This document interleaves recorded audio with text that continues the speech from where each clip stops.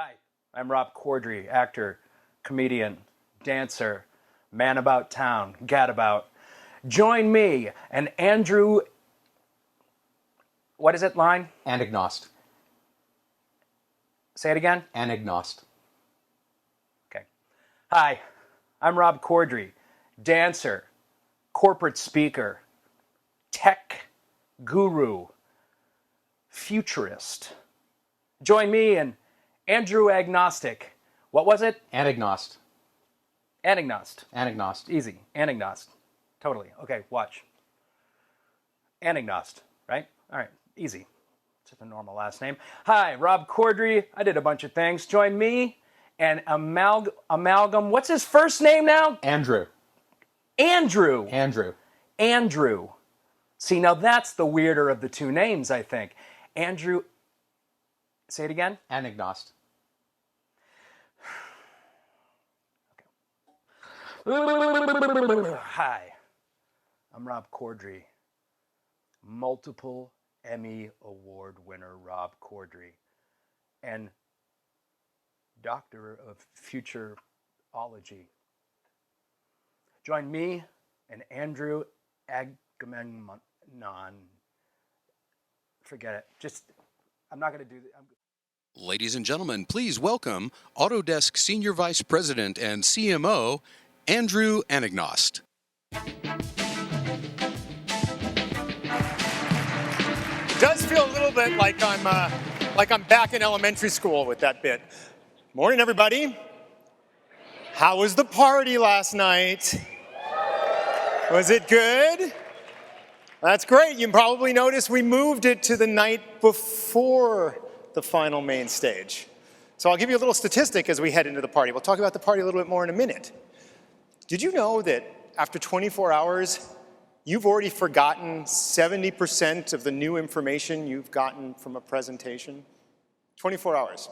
Now, if you add a big party in Las Vegas, that percentage drops down to 99%. So you have basically wiped out everything that happened at AU with regards to the presentations. So it's my job, possibly not an enviable one, to speak to a room full of people with a special guest that are probably exhausted, dehydrated, and I know it, some of you are hungover. And I have to help you remember maybe 2 or 3 really important things that you heard at AU that you'll forget in about 24 hours, and then give you a little bit of homework between now and next AU. So let's dive into this. Let's start with the review. Everybody ready for the review? All right. Everybody here 2 days ago, 2 long days ago, that's 48 hours. Jeff was on main stage, and you heard him talking about how our relationship with computers is changing. And the reason it's changing is because of the enormous amount of compute power that we have access to, more than we've ever had before.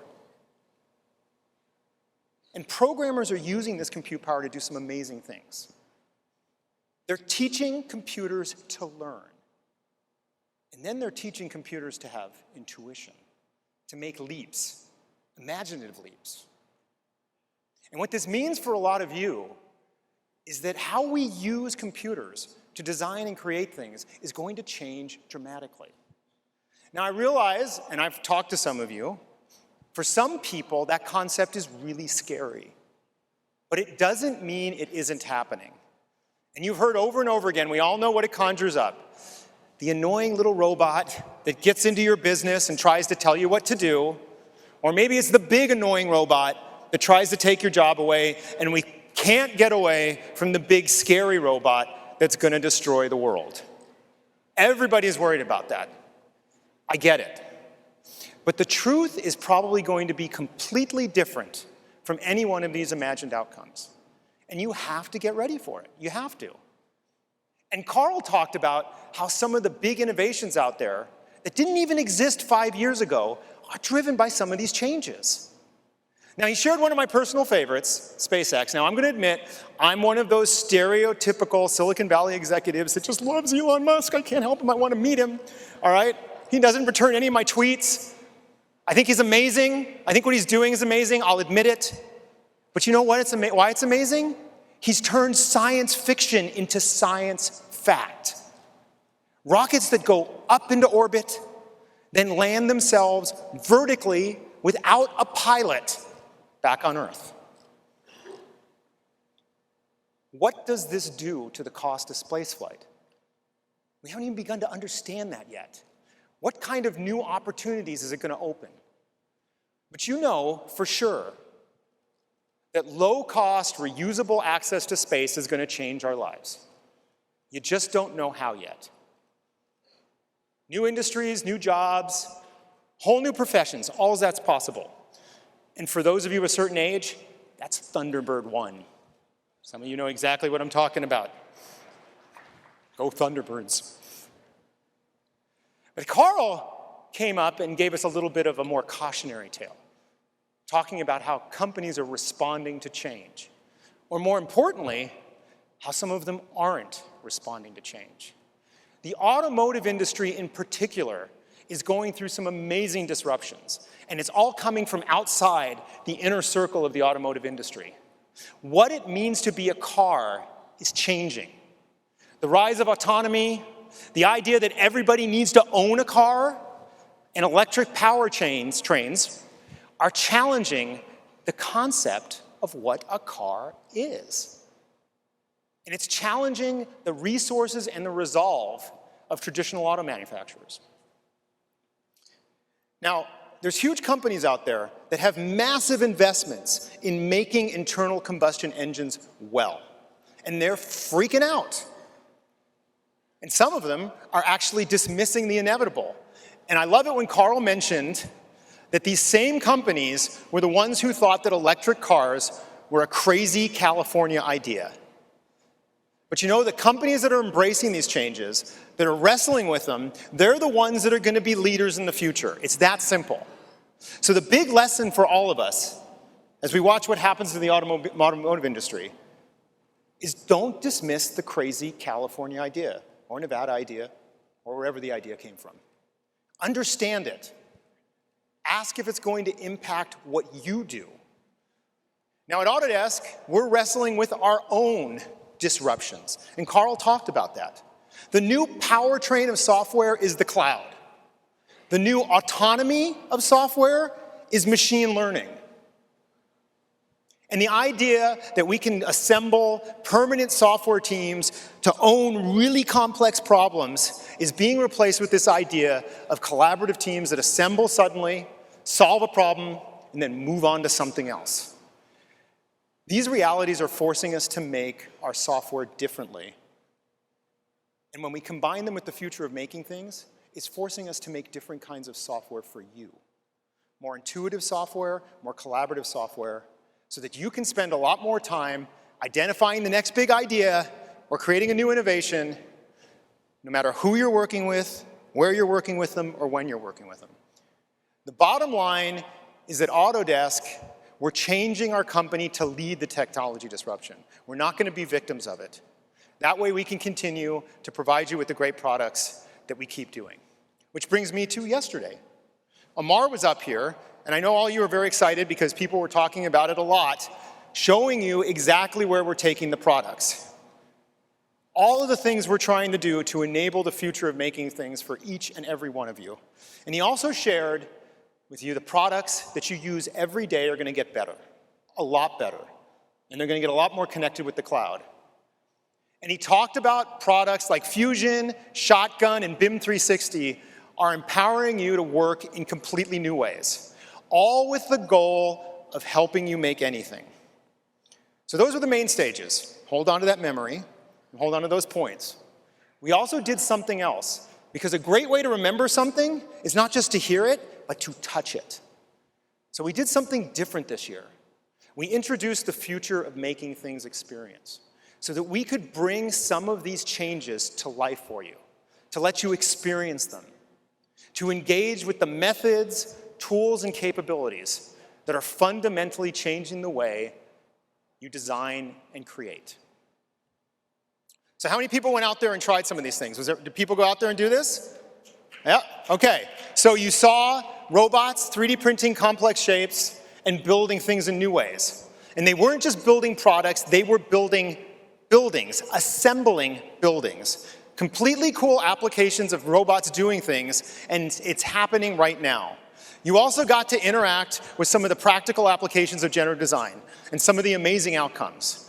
All of these designs were fully optimized by a computer, 3D printable, and generated completely by the computer. Completely. Now, hopefully you got to also engage with the virtual experiences as well. The experiences that allowed you to experience a design, a space, or a concept before it was ever built. All amazing things, all trying to help you bring the future of making things to life. So if you haven't visited it, it's still out there. It'll be out there after this main stage. Go out there, take a look, and see the new world of making. Now, this conversation about the future of making things isn't new. We've been having it for about 3 years now. And I know some of you have actually attended symposiums and seminars where we dig pretty deeply into some of the concepts and what it means for your businesses. The conversation's been going on for a while. So what's different this year, what's different is it's not just a conversation anymore. It's not just ideas and technology we are thinking about. These things are happening now. The changes are real, and they're happening across every single industry we serve. So a good question is, what does it all mean? What does it mean to you, to your company, and to your industry? Well, fortunately, we've hired a very special correspondent. And he's going to help all of us, including me, understand exactly what this means. So allow me to introduce our senior correspondent on the future of making things. Now, some of you probably know him from movies like What Happens in Vegas or Hot Tub Time Machine. Personally, I know him from his long stint with Jon Stewart on The Daily Show. So, ladies and gentlemen, please welcome Mr. Rob Corddry. We're doing it! We're doing it! It's the future! It's the future! We're so hungover! We're gonna be so hungover in the future! Oh man! Oh, you have sweaty hands! Oh! Oh! Come here! Come here! The future! Let's hug in the future! Yeah! Yeah! Corddry's here! Yeah! Stand up, stand up. Rob Corddry's my favorite actor! I might be in love with him. He's so handsome. Yeah! Yeah, the future!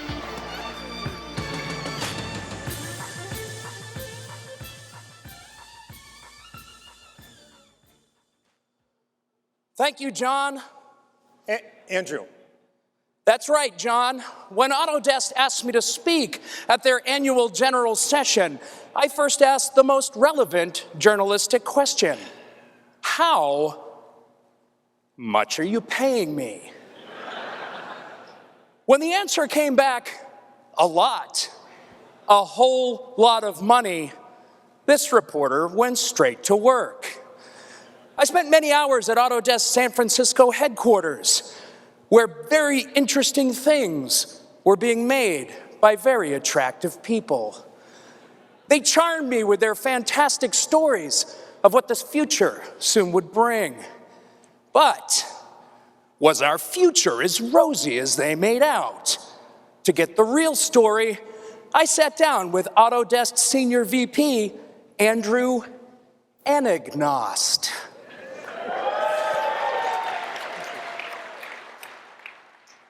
And I did so right now. Andrew, thank you for having me. Well, Rob, like you said, we paid you a lot of money to be here. Yes, you did. You did.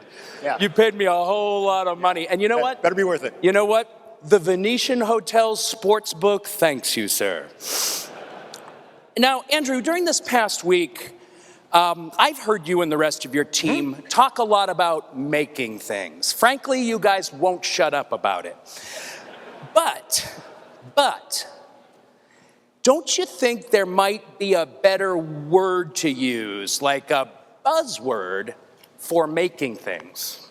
A buzzword? A buzzword. You know, we all know buzzwords. You got pivot, deep dive, scalability, bricks and clicks, DevOps, deep web, drill down, make it pop, touch base, let's get eyeballs on that. Drink the Kool-Aid, eat your own dog food. Yeah, Rob, I know what a buzzword are. Circle back, outside the box, push the envelope, unpack, wheelhouse, win-win, clear gold, the kids' table, disintermediation, crowd birthing, Donald Trump. Hey, Rob, you know, bots. you know, if I agree with you that it's a buzzword, will you stop? So, wait, you're saying that making things is the buzzword? Will you stop? No, man, making things, it just sucks, right? It sucks making things. I can't even say it with my mouth. Watch. Macking tongs. See? I can't say it. No one can. He was clearly stonewalling. I was right. And he was wrong. All right, A-Dog. Andrew, I thought this might happen, so I took the liberty of coming up with a few buzzword ideas for you. Huh? You ready for this shit? at this point, Rob, I've got nothing to lose. Yeah, that's the spirit. Everybody out there, check your seats for some seat belts, because you're going to need them. All right, first buzzword. Thing happening. It's great. I could tell you're lying. Okay, how about this? Made thingy. I can tell by your face, no. All right, I saved this one for last. Check this out. Shit, you did. I'm sure that'll resonate. This dude was hell-bent on being a classic case of tough nut to crack. So I decided to pivot. All right, let's talk about something else, Aggie. Andrew. I'll try, okay? I'll try. I'll not promise. that hard. I'll try. During my week here, Andrew, I've heard a lot about this crazy California idea. So just to clarify, that's about weed, right? No. No. No, not at all. Okay. Okay. The crazy California idea. Would you just hold on for just 1 sec? I'm so sorry. I'm so sorry to interrupt you. I just gotta get very, yeah, this is pretty much, all my questions are about weed. Rob, the crazy California idea was about electric cars. Electric cars. Electric cars. Yeah, cars with motors. Electric Cars with electric motors. Yeah.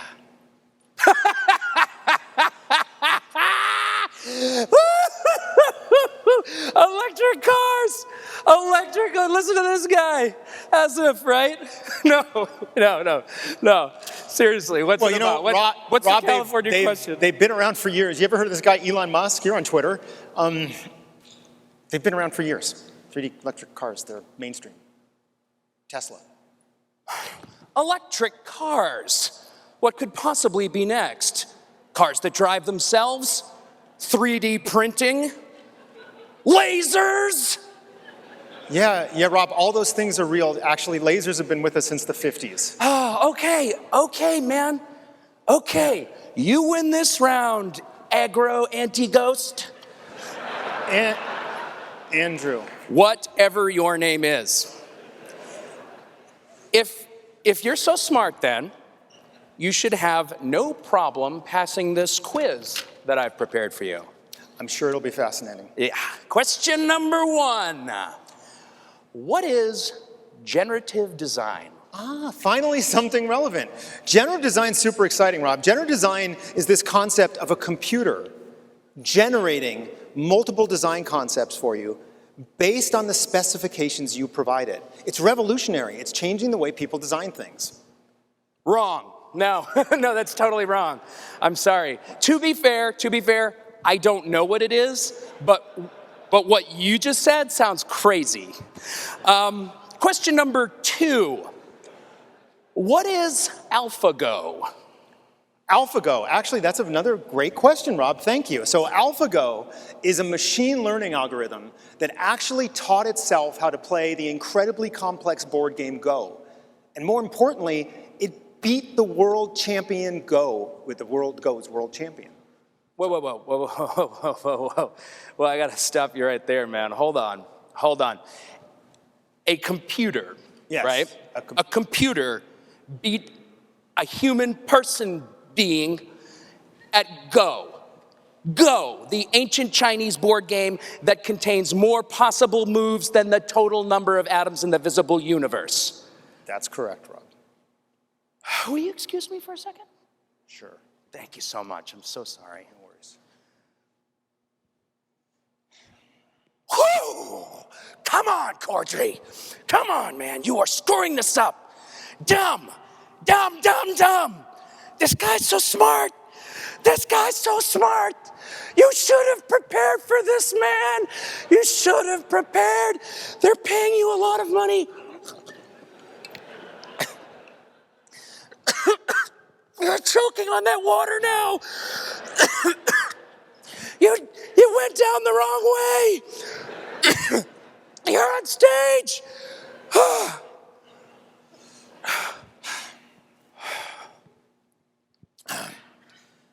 Thank you. Sorry about that. Could I ask you a personal question? Oh, go right ahead. How do you know all this stuff, man? I was paying attention on Tuesday's opening keynote. Okay. I recognize the insult. I do. But if...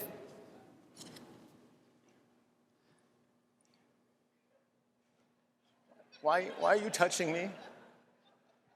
Please stop. No, I'm sorry. I was just checking to see if you were a robot. You're not. You're clear. That's ridiculous. Clear, he's clear. But since you seem to have gone to a better school than I did, I'm going to switch it up for my last question. New question number 3, French. You're chatting with an attractive woman in a bar. She asks you, so what do you do for a living? What do you say? I tell her I work at Autodesk. Wrong, man. I burned you right then. I burned this dude right there. I work at Autodesk. No, you don't. You tell her you work with your hands, man, or you play center field for the Cubs. At the very least, you say something cool like, I'm in the disruption game, and say it in that voice. I work at Autodesk. Wow, looks like Corddry's back on top. Anyway, back to the biting, incisive interview. You guys talk a lot about how the workforce is inevitably changing and how that will affect all the hardworking people right out here in our audience today. So my question to you is, my job safe? It is safe, right? You know, Rob, based on what I'm seeing this morning, a computer could easily replace you. Another one of your patent insults. I get it. Fair enough. I will add that I am a classically trained actor. I couldn't tell. My final question. I'm sure some people out there, think that this whole Autodesk University thing is just to hawk more software. So tell me and tell them why they should think otherwise. Okay, Rob, well, I think all of you know that we spend most of our time talking about what we think are the important problems you guys need to be aware of, like we did on Tuesday, and we spend a lot of time telling you what kind of tools we're building to try to respond to those problems. It's our view that if you do that well, the software kind of sells itself. That was good, okay. All right, I get it, but don't you guys think you should be hawking software? I mean, come on, man. AutoCAD, right? AutoCAD, that shit's classic. Even I know what AutoCAD is. Amazing.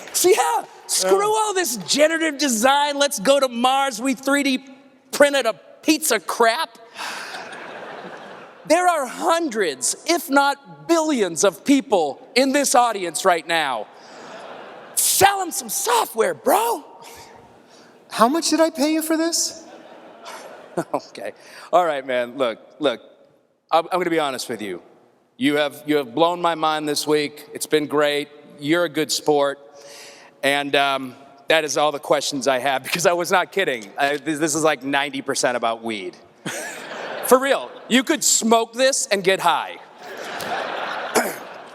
But before I go, do you mind if I go down and talk to some of the people out there? Oh, God. That's fine with me, Rob, but could you do me a favor while you do that? Could you actually talk to them about what disruption means? Oh, so you're saying, like, go down there and actually do the thing you paid me to do? That would be so helpful. Andrew, I definitely will. But I probably won't. All right, let's meet the people. Oh, man. What's up, everybody? You guys look so hungover right now. I'm gonna pick the most hungover looking person not looking at me. I respect that. I respect that. Oh, look at this dude right over here. What's your name? Brandon. Brandon? Brandon. Brandon. What do you do? BIM coordinator. Yeah, me too. I'm a Vim coordinator too. What is a Vim coordinator? Look for clashes and coordinate systems. Oh, wait, I am a Vim coordinator then. I'm always looking for clashes everywhere. Did you go to the party last night? I did. Yeah, I bet you did. What'd you do? How much did you drink is my question, Brandon. I'm not going to answer that. Fair enough. Brandon, everybody, give it up for him. Brandon. Who else? Oh, what else? What else do we got here? I'm going to guess your name is, cover your name tag, Victor. I looked at the name tag. What do you do besides sport a fantastic beard? I am in transmission substation design. Next person.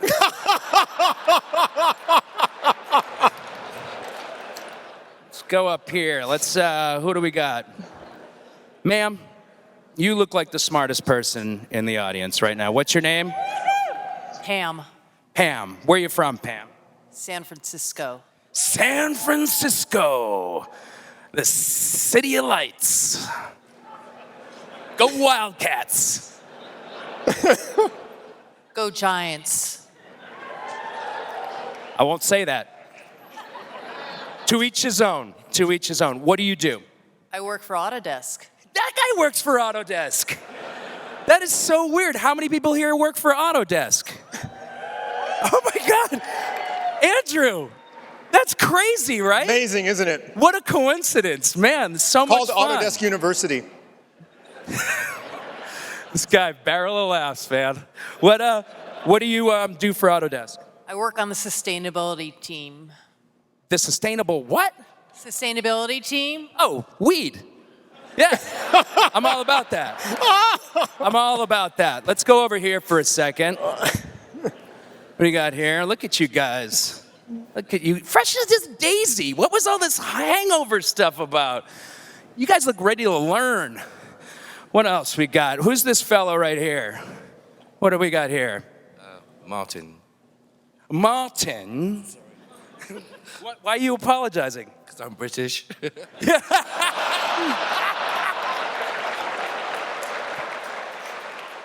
Sir, we should be the one apologizing to you right now. What do you do? I'm a journalist. Oh, Martin, you're a journalist like me, right? No, I'm not. As somebody said to me yesterday, there's no such thing as a journalist. I know you, right?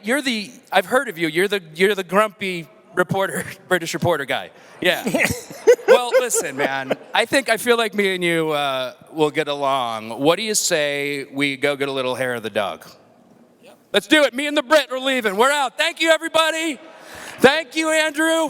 Thank you, Rob. Take my mic, somebody. Take my mic.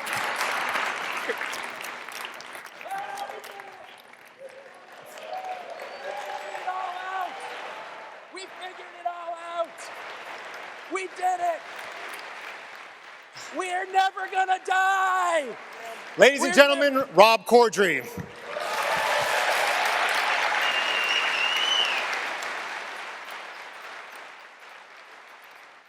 Are your minds blowing? Did you need to tape your head?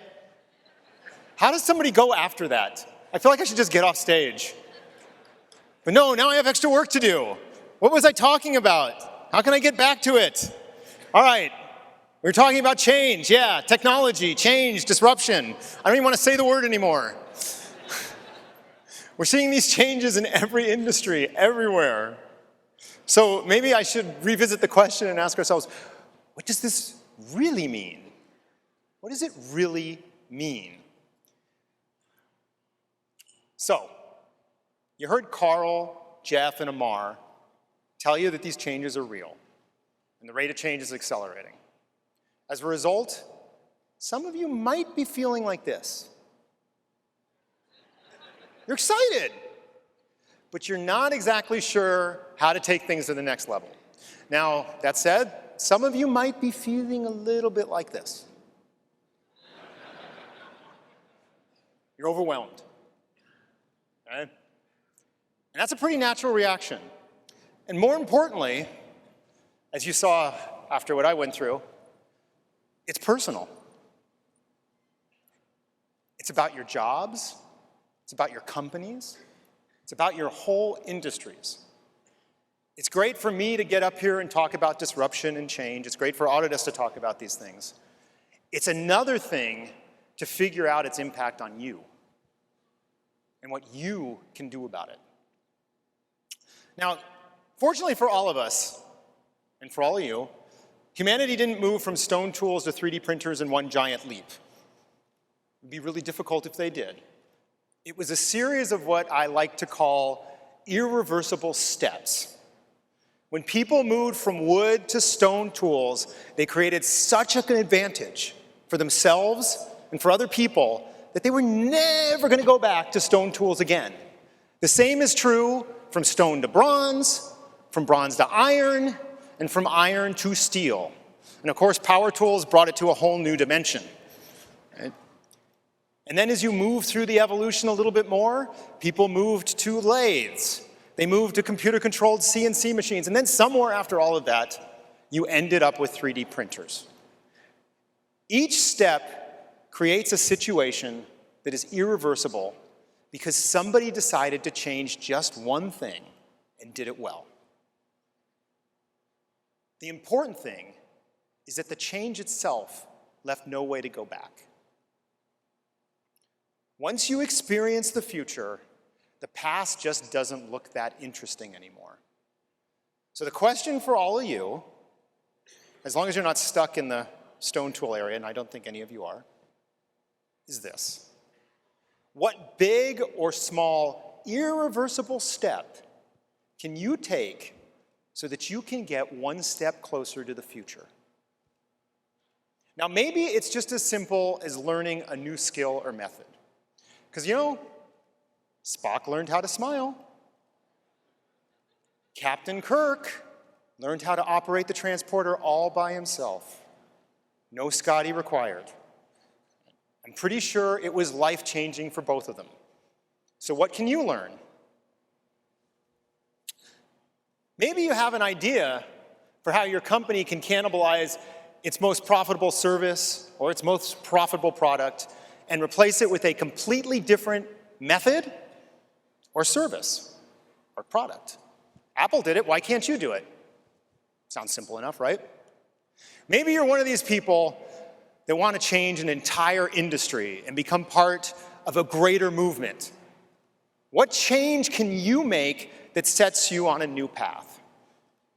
Sometimes the change is small, sometimes it's big.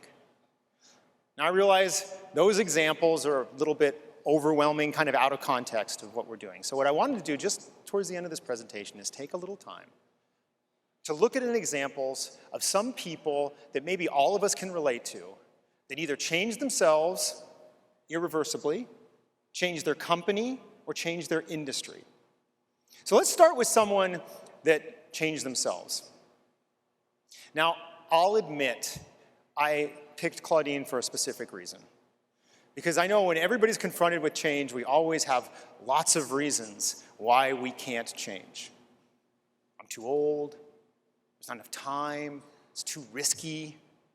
Tons of reasons why we can't change. But some of those reasons just don't seem so big when you talk about someone like Claudine, who simply didn't let the obstacles get in her way. So to understand Claudine a little bit, she's an orphan of the Rwandan genocide. She lost both of her parents. And then not long after that, she lost one of her legs to cancer.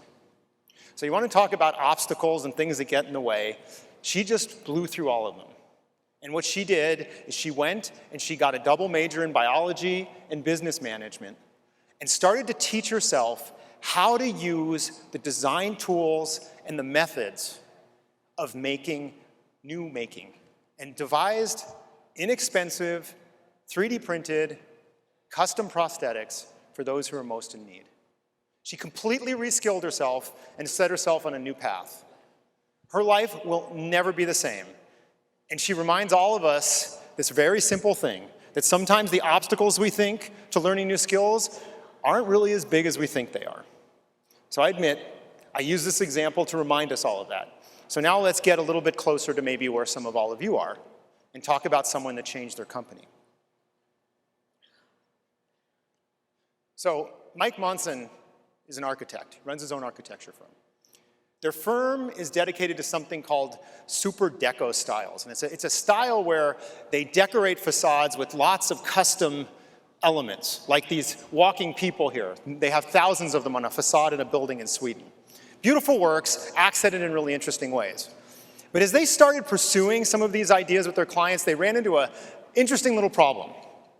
Every time they proposed one of these ideas with all these custom facade elements, some contractor would tell them how completely expensive it was and how impossible it was to actually execute these concepts in the budget they were trying to do. So how did they get their clients engaged in their vision? He simply took his future into his own hands. He went out, bought a 3D printer, and started printing the molds himself. Carried them all up, took them to the construction site, and had the work crews pour concrete in them and put them up in the facades of the building. He changed his firm into a new kind of design build firm. New ways of making, and his ideas were able to create his vision economically for his customers. And I guarantee you that he's going to continue to do this moving forward. Once you've moved to the future, it's impossible to go back, because you've seen something better. So one last example I want to use. Hi, John, I know you're out there. This is someone who's changed their industry. Now, I don't know if John set out to change his industry or not, but the truth of the matter is he has. He's part of what is a growing movement of micro-factories. Little factories that are trying to make sure things get made closer to where they're bought. And he's not only building his own business, he's trying to inspire others to get in the game as well, get out there with him. And here's an interesting thing about John. John had absolutely no background in machining and fabrication, nothing. He was a finance guy. He went, he taught himself how to use the programs, he taught himself CNC machining, he embraced the new ways of making, and he started milling and machining in the basement of his apartment in Manhattan. Then he founded NYC CNC. Moved to the suburbs, put more equipment in his garage, kept building his business. And from 2006 on, he's had a YouTube channel where he shares his vision of things with other people and teaches them how to do what he's doing. He's not only sharing his passion with the world and building himself a bigger business, which he is, He's sharing the ideas, the tools, the knowledge that catalyze a growing network of microfactories around the world. And like I said, I'm not sure if John meant to be a change agent or a force for change, but he did it anyway. And I'm pretty sure his life will never be the same, and I'm pretty sure some of the people he's engaged with have the same thing to say about themselves. So, there's a few ideas that seem more like the rest of us. And all of these people irreversibly change themselves, or they change their company, or they change their industry. And if you noticed, there was a common thread across all of them. They were all pursuing something that they were really passionate about, something that got them really excited. And all of them were directly related in some way to the new world of making. So I have one simple question for you, and this is where we start moving into the homework assignment. What is your passion about? What about the new world of making energizes you? What is your crazy California idea, crazy Minnesota idea, crazy French idea, crazy Italian idea, name it? What is it for you? And then I ask you, what irreversible change, and it doesn't have to be big, what irreversible change can you drive that gets you closer to that passion? So my challenge is this, as you recover from this AU. Between this AU and the next AU, go do one irreversible thing, just one. Either for yourself, go push it in your company, or maybe if you're really ambitious, go do it for an entire industry. Then what I want you to do, because we need you to, is come back here next year and tell us all about it so that you can help inspire somebody else. So that you can be part of driving a bigger change and helping people take a step to the future. Just one small step. Take a step to the future and be part of the change. Thank you so much, everybody.